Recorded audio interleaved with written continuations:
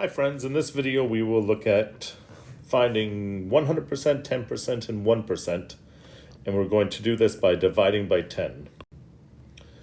So if you know 100%, you can divide by 10 to give you 10%. If you know 10%, you can divide by 10 to give you 1%. So when we're working with percents, we're going to be doing a lot of dividing by 10. And when you divide by 10, each digit moves down a place value. So let's see what this means. So if 100% is 3,600, to get 10%, we divide by 10. So each number moves down a place value. So the 3 goes there, the 6 moves to the tens place, 0 is here, this 0 is here. We have a nice big green decimal point. So 10% would be 360. If you want to find 1%, we divide by 10 again. 3 moves down, 6 goes down, and we have 36.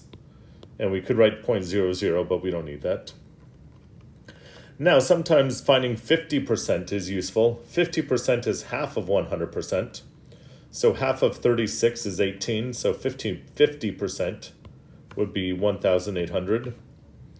If you want to find 5%, we can divide the 50% by 10. Everybody moves down a place value, so we would get 180.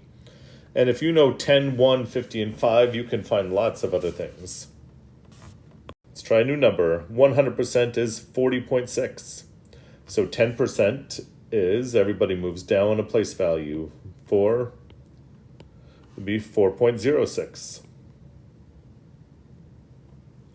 1%, everybody moves down again, would be 0.06. And you can put a 0 in front of the decimal point there. If you want to find 50%, you can find half of 100. So half of 40 is 20, half of 6 is 3. If you want to find 5%, we can divide the 50 by 10. So everybody moves down, so it would be 2.03. Let's try 129, 10%. 12.9, everybody just goes down a place.